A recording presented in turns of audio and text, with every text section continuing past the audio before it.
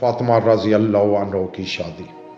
جناب رسول اللہ صلی اللہ علیہ وآلہ وسلم نے حضرت فاطمہ رضی اللہ عنہ کو حضرت علی رضی اللہ عنہ کے لیے مخصوص کر دیا تھا، اور آپ چاہتے تھے کہ حضرت علی رضی اللہ عنہ کی طرف سے اس کی پیشکش کی جائے۔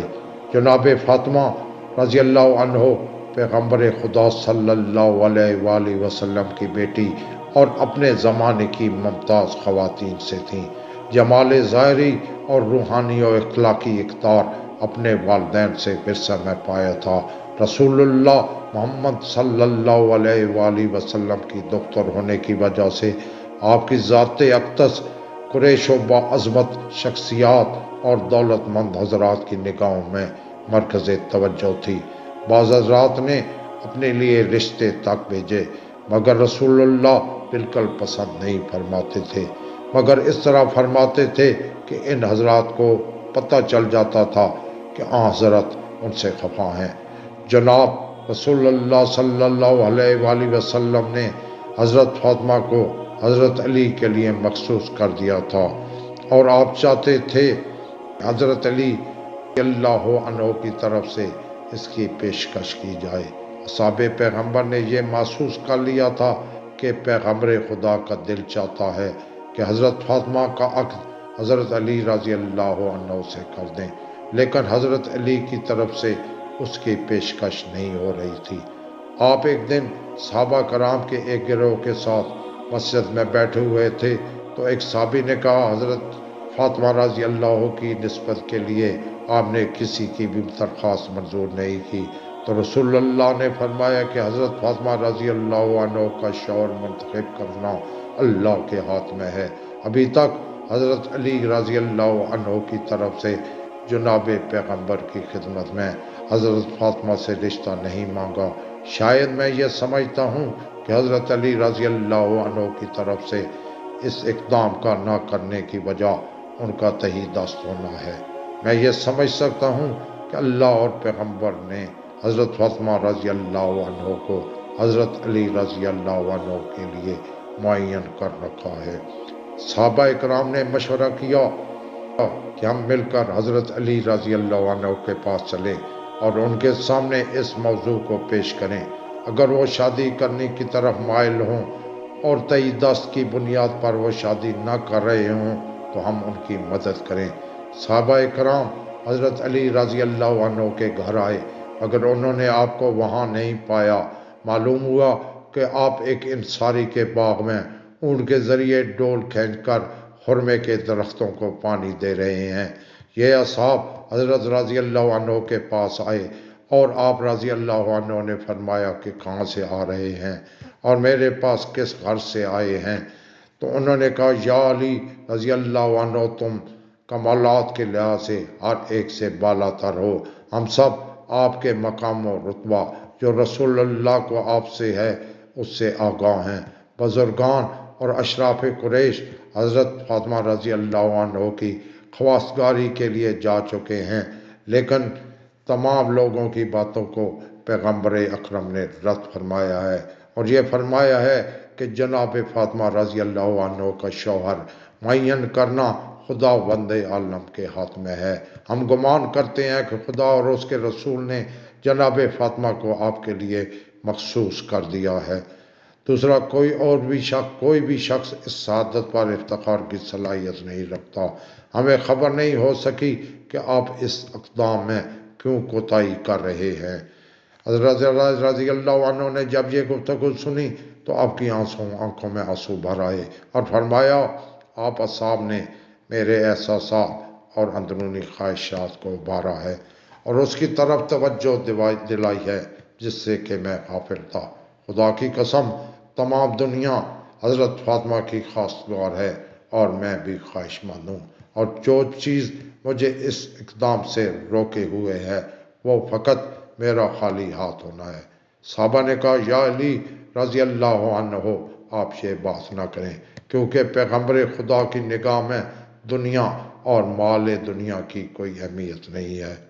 ہماری رائے ہے کہ جتنی جلدی ہو سکے آپ اس کام کے لیے اقدام کریں اور جناب فاطمہ رضی اللہ عنہ کی خواستگاری کی درخواستیں، کیونکہ آپ کی عمر 21 سال یا اس سے زیادہ ہو چکی تھی، انہیں اس عمر میں شادی کرنا ہی چاہیے تھی، اور فاطمہ رضی اللہ عنہ جیسا رشتہ بھی نہ مل سکے گا۔ اگر یہ سنہرا وقت ہاتھ سے نکل گیا تو پھر اس کا تدارک نہیں کیا جا سکے گا، اور آپ سے پھر اس کام کو آخر تک پہنچانا ممکن نہ ہو سکا جس میں آپ مشغول تھے۔ آپ نے اونٹ اس کام سے علیحدہ کیا اور گھر واپس آ گئے۔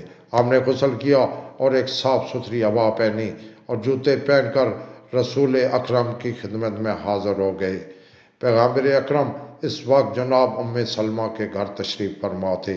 حضرت علی رضی اللہ عنہ جب سلمہ رضی اللہ کے گھر گئے اور دروازہ کھٹکھٹایا، پیغمبر اکرم نے جناب سلمہ سے کہا کہ دروازہ کھولو۔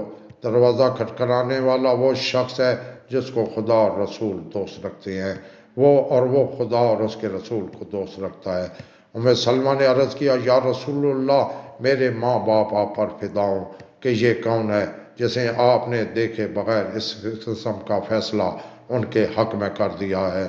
آپ نے فرمایا، اے سلمہ، چپ رہو، یہ ایک بہادر اور شجاع انسان ہے جو میرا چاچا زاد بھائی ہے اور سب لوگوں سے میرے نزدیک محبوب ہے۔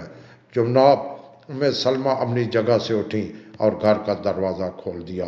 حضرت علی گھر میں داخل ہوئے اور سلام کیا اور پیغمبر خدا کے سامنے بیٹھ گئے اور شرم کی وجہ سے سر نیچے کیے ہوئے تھے اور اپنے ارادے کو ظاہر نہ کر سکے، اور تھوڑی دیر تک دونوں چپ رہے، اور آخر پیغمبر خدا نے اس سکوت کو توڑا اور فرمایا، یا علی، گویا کسی کام کے لیے میرے پاس آئے ہو کہ جس کے اظہار کرنے میں شرم کر رہے ہو۔ بغیر ہچکچاہٹ کے اپنی حاجت بیان کرو اور مطمئن ہو جاؤ کہ تمہاری خواہش قبول کی جائے گی۔ حضرت علی رضی اللہ عنہ نے فرمایا، یا رسول اللہ، میرے ماں باپ آپ پر قربان ہوں، میں آپ کے گھر میں جوان ہوا ہوں اور آپ کے لطف و کرم سے ہی مستفید ہوا ہوں۔ آپ نے میری تربیت میری ماں اور باپ سے بھی زیادہ فرمائی ہے، اور آپ کے وجود مبارک کی برکت سے میں نے ہدایت پائی ہے۔ یا رسول اللہ، خدا کی قسم، میری دنیا اور آخرت کی پونجی آپ ہیں۔ اب وہ وقت آن پہنچا ہے کہ اپنے لیے کسی رفیق حیات کا انتخاب کروں اور خانہ دار زندگی کو تشکیل دوں تاکہ اس سے مانوس رہوں اور اپنی تکالیف کو اس وجہ سے کم کر سکوں۔ اگر آپ مصلحت دیکھیں تو اپنی دختر جناب فاطمہ رضی اللہ عنہ کو میرے عقد میں دے دیں، تاکہ جس سے مجھے ایک بہت بڑی سعادت نصیب ہوگی۔ پیغمبر اسلام صلی اللہ علیہ وآلہ وسلم اس قسم کی پیشکش کے منتظر تھے۔ آپ کا چہرہ انور خوشی اور سرور سے جگمگا اٹھا اور فرمایا کہ صبر کرو، میں فاطمہ رضی اللہ عنہ سے اس کی اجازت لے لوں۔ پیغمبر اکرم جناب فاطمہ رضی اللہ عنہ کے پاس تشریف لے گئے اور فرمایا، علی رضی اللہ عنہ کو بہتر جانتی ہو، وہ خواستگاری کے لیے آئے ہیں، آیا تم اجازت دیتی ہو کہ میں تمہارا ان سے عقد کر دوں؟ جناب فاطمہ رضی اللہ عنہ شرم کی وجہ سے ساکت نہیں اور کچھ نہ بولیں۔ پیغمبر خدا صلی اللہ علیہ وآلہ وسلم نے جناب کے سکوت کو رضامندی کی علامت قرار دیا۔ پیغمبر صلی اللہ علیہ وآلہ وسلم نے فرمایا، اے علی رضی اللہ عنہ، تم جلدی سے مسجد میں جاؤ، میں بھی تمہارے پیچھے آ رہا ہوں تاکہ لوگوں کے سامنے عقد کی تقریب اور خطبہ عقد بجا لاؤں۔ علی رضی اللہ عنہ خوشی و مسرور مسجد میں روانہ ہو گئے۔ پیغمبر خدا کا چہرہ خوشی و شادمانی سے چمک رہا تھا۔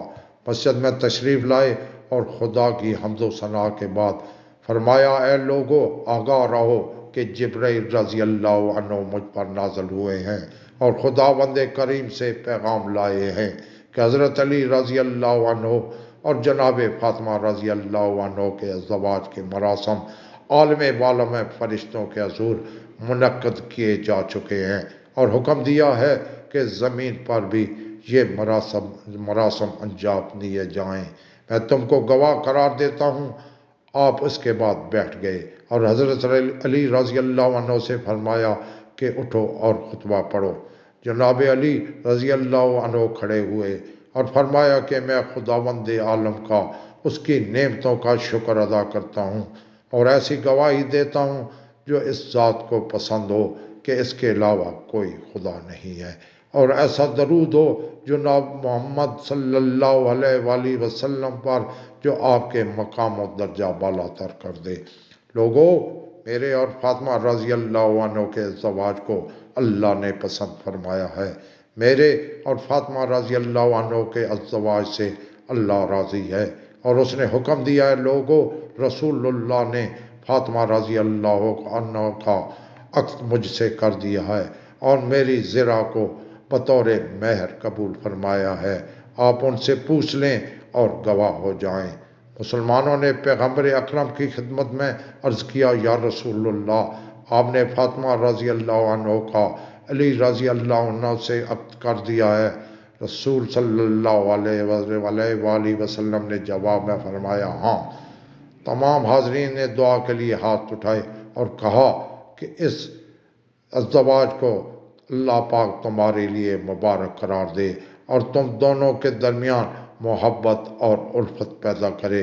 حضرت زہرا رضی اللہ عنہ کا مہر ایک زرہ کہ جس کی قیمت 400 یا 480 یا 500 درہم تھی، یمنی کتان کا ایک جوڑا، ایک گز فند کی کھال رنگی ہوئی۔